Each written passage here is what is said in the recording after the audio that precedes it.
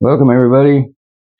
It's that time again, and today we're going to be going over usually what you go over your first session in your individual or group or whatever. It's usually something that people will drill through your head, and you'll hear this word from every recovering addict, every probably every doctor you ever meet, every psychologist you ever meet. You're going to hear this word, and it's really important to know what it is.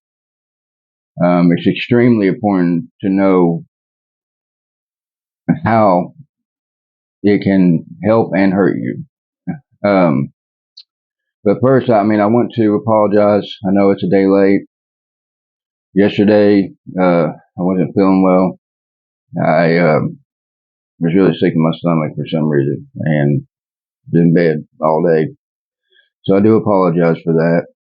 And today it's going to be probably kind of a quick video. Uh, my lovely cameraman here is going to have to go to work here soon. And so, but anyways, I just want to apologize for that. And I know, hopefully, I won't be making this a habit. You got to keep schedules. I mean, that's really important. Also, I want to note that probably from here on out, everything that I bring up or every video I bring up, so I'm probably going to have some questions that you'll probably need to answer yourself. And some maybe I might have some. I don't know if I got an answer there or not. I haven't really thought about it, but that can be put down in the comments section. So make sure that you subscribe, like it if you like the video. But most importantly, it would be nice for you to actually have a notebook, some sort of journal. I know that people with depression, that's one of the biggest things that psychologists or your therapist will have you do is get you a journal. And journals you can go day by day, and it's really important. I know for me, every day, which is to keep your attitude. Like first day, man, I'm feeling awful today. And explain what you did that day, and what you plan on doing tomorrow. And then the next day, say, well, did I do that plan? So, what I plan on doing tomorrow? Am I feeling any better today? And explain that stuff. And also, when you date it, because you'll get to see some sort of growth, and that's even if you don't have a good support group. You'll have some sort of growth there, and it's really important to know that person in personally. Something, get your feelings out. Just it really helps out a lot. Um, so when I give you these questions in here, most of these you'll probably want to write down in a journal. Because these are things that you really need to know and look out for. And what they're called is triggers. And triggers are basically anything that cause you to use a substance. Anything. It could be people, places. I mean, a time of the day. It could be objects. It could be your feelings. It could be a certain situation. Events. I mean, it could be whatever, because everybody's different. And this is why I said that this is all going to be individual here today. So you need to know these. And for example, like common one is people with work.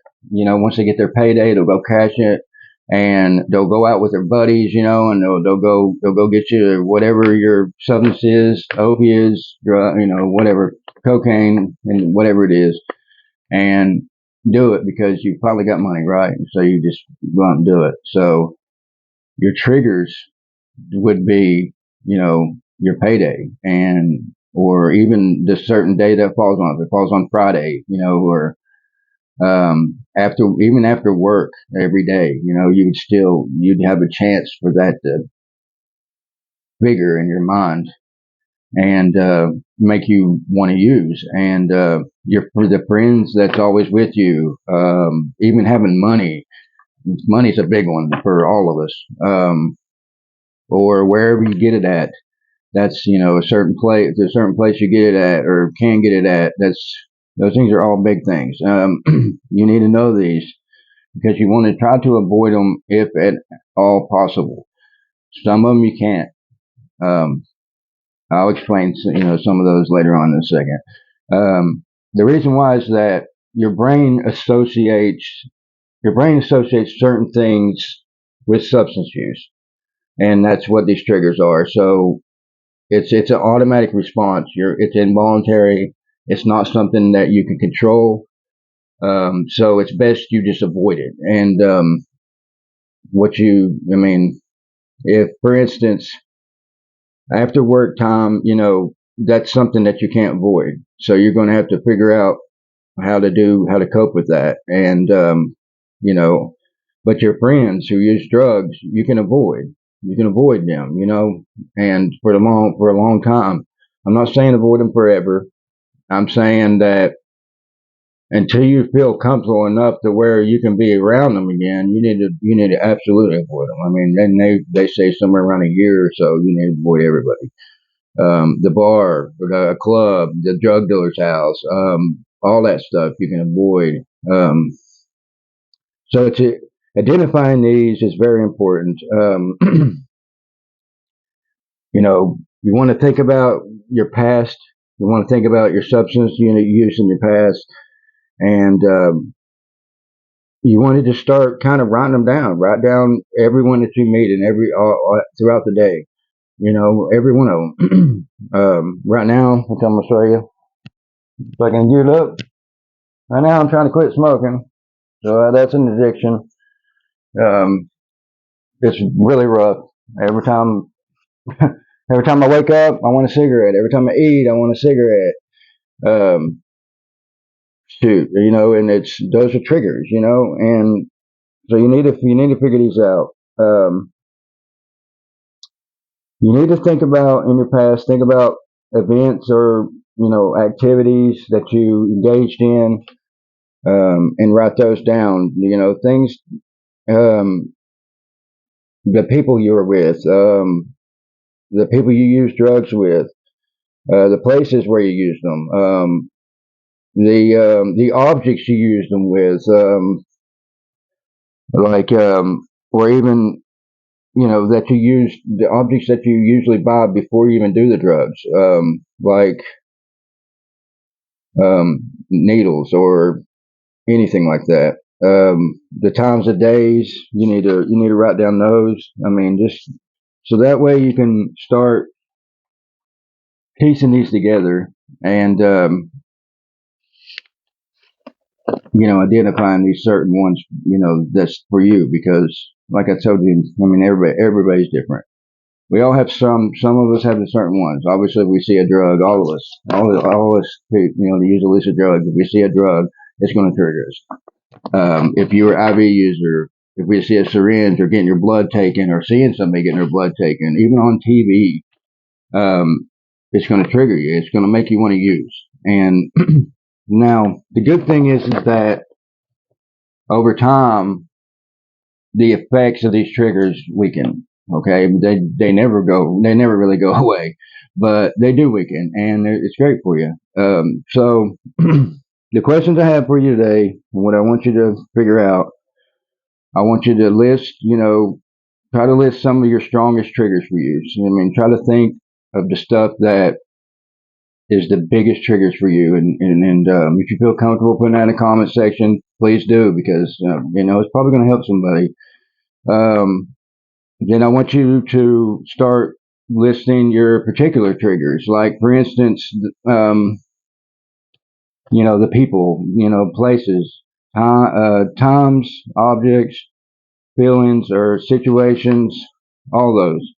Okay, I want you to try to list a bunch. Try to get like 20 of them. Try to do 20 in each one of those categories. Because I guarantee you can do way more than that. So do like 20 of those in each one of those.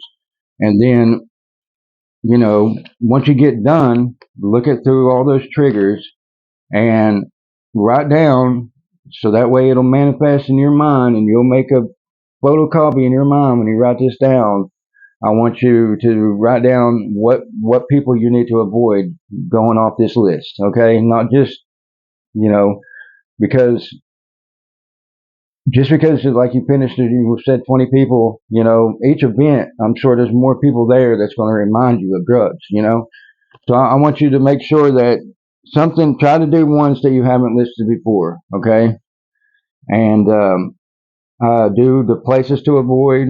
Write down all the places you need to avoid, and write down the biggest emotional ones, like your like feeling sad, feeling mad, um, hurt, uh, betrayed, all those. Okay, make sure you write down those especially because those are the ones that will make you relapse probably the hardest in my mind. And that's it. Next week hopefully I'll start on how we'll probably go from thoughts, and then we'll try to figure out how to cope with these when they hit us. So um, stay tuned, guys.